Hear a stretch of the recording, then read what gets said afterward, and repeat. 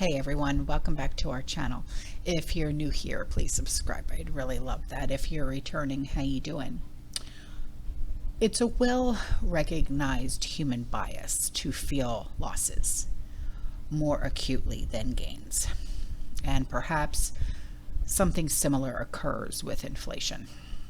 As essentials soar in costs like shelter, food, utilities, childcare, healthcare, etc. Our only response is sighing and resignation. Yes, it's a ripoff, but there's little we can do about it without making major changes to our lives. Discretionary purchases are a different matter. The pleasures that are gained by the purchase are significant enough to be worth the financial costs.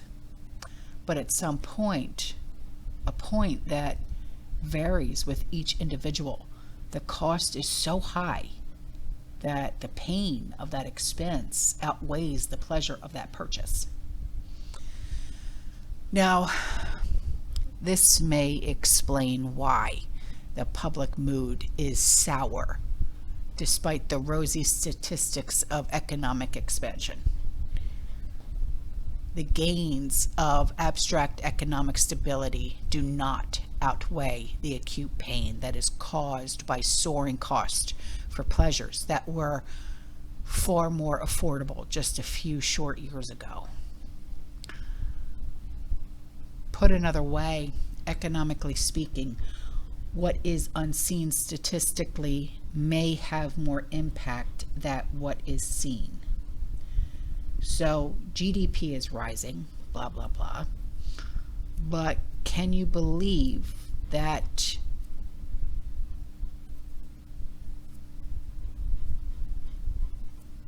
things are just becoming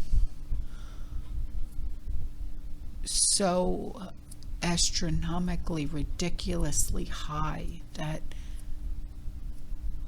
my son took his wife out for lunch,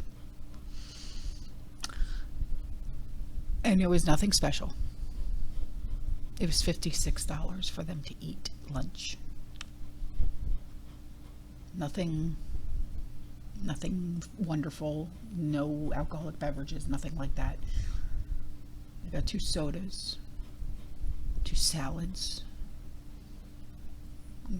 you know, $56. Where'd it go?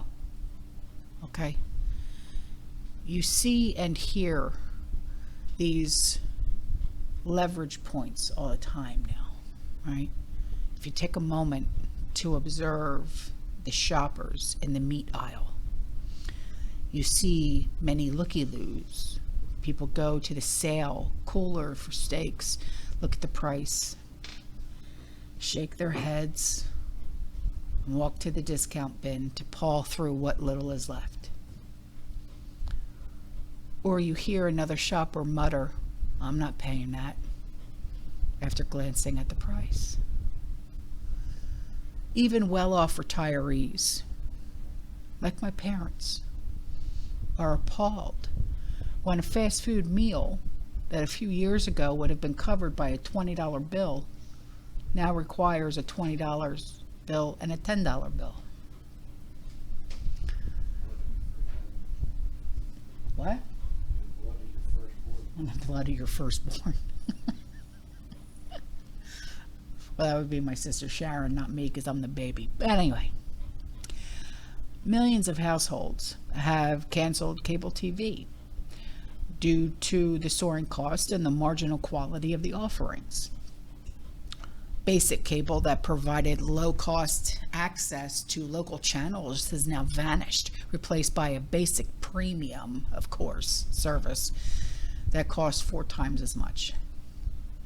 As long as the credit card has plenty of spending power, people didn't seem to feel any pain as costs have soared. $400 a day for a nothing special room at a nothing special resort, no problem. $100 To change the oil in the car, no problem, so on, right? Another day, another dollar. But once the funds available for discretionary spending dried up, sensitivity to financial planning and pain has increased. But just as consequential as availability of discretionary funding is the internal measure of value. The well-off retiree can easily afford the fast food meal, but the pain exceeds the pleasure because the meal simply isn't worth the price. Now, this perception of value varies significantly because time, place, and individuals, they all vary. Now, what seems costly in one circumstance may offer high value to somebody else. But if we plot all of these unseen data points, we sense a change in the tide, not the detergent. A great many discretionary purchases are no longer worth that cost anymore. Sudden prices, the increases catch our attention, and so they are more likely to trigger a leverage point. The same can be said of serial increases in the cost of services that were previously stable. When the cable TV or the utility bill rises month after month after month, we notice this and we begin considering actions to reduce or eliminate this expense, right? The other factor is we like to whine, right? You like cheese with your wine, okay? As if low prices are an entitlement. And we've somehow been robbed of something that we are entitled to. But value is conditional and contingent. And in some cases, we simply can no longer afford the service or the product. In other cases, the value has diminished as the cost has risen, or the cost has risen to the point it far exceeds the value, right? Having lived on the margins most of my life, frugality was not an option. It was a pressing necessity. It is now a habit and a freestanding value independent of how much money I earn or how much money I have. So paying $100 to have the oil in my Maxima changed is off the table. We change the oil ourselves, just as we have done for decades. All right? Or, my mechanic, I do some pressure canning for him and he changes my oil. But before that, we did it ourselves. Okay? So acute sensitivity to value and price has its rewards, just like with anything. And when we do splurge, we do it not out of habit, but to reap the gains of some purchase that is well worth the monetary price. Our standard of living is being systematically destroyed. But for a lot of years, many Americans, they didn't fully understand what was taking place because it was happening so slowly. But now, we've reached a stage where the purchasing power of our money is collapsing, and the cost of living has become exceedingly painful. Thanks to our rapidly rising cost of living, the middle class is becoming the impoverished class. And the poor are increasingly being pushed out into the streets. If we do not find a way to turn these trends around, it won't be too long before we have tremendous societal turmoil on our hands. Earlier today, I came across an article about a woman that found a receipt from Burger King that was dated August 10th, 1986. At the time, she bought a Whopper for $1.54. Today, that Whopper is $6.79. In other words, if you had $6.79 back then, you could buy 4 Whoppers and you'd still have money left over. That is what inflation does. It destroys our purchasing power.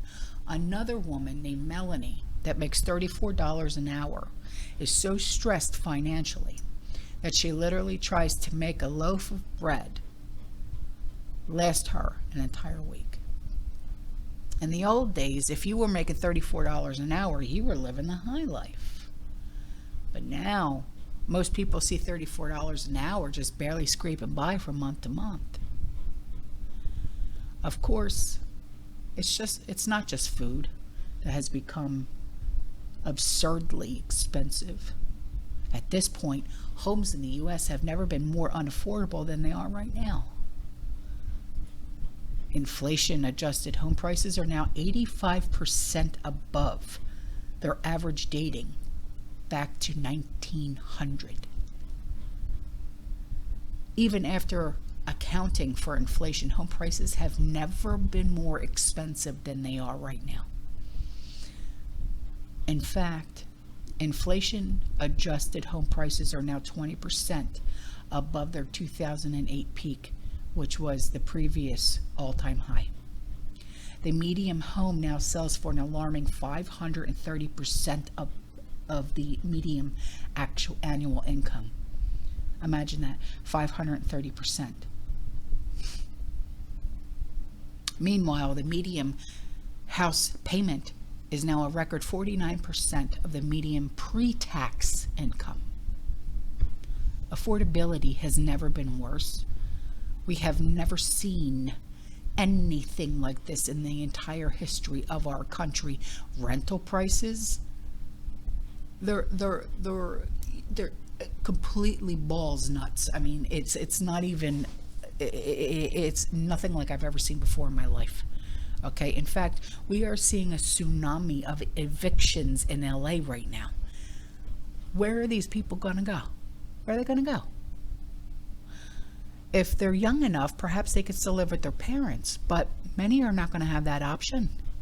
Up to this point in 2023, homelessness in the United States has been rising at the fastest pace ever recorded, and a lot more Americans will find themselves without a home between now and the end of the year. Meanwhile, those that are scraping by will find it harder and harder to make ends meet. Most Americans are going bankrupt right now, and this is a recipe for disaster. But there's no going back now. Now, if the price of oil reaches $150 a barrel and it stays there, it will be an unmitigated disaster for our economy, and the cost of just about everything will jump, boom, substantially. There you are. Okay, this is because just about everything that we buy and sell has to be transported. We need cheap energy in order to have a high standard of living, but unfortunately, the era of cheap energy is coming to an abrupt end, and that means that none of our lives will ever be the same again. So enjoy the current economic conditions while you still can, because they will soon go from bad to worse. Because value varies. Invest in what is valuable. Okay? I'm out of here. I will see you in the next one, okay? You stay safe, you stay positive, you keep prepping, and as always, fear less.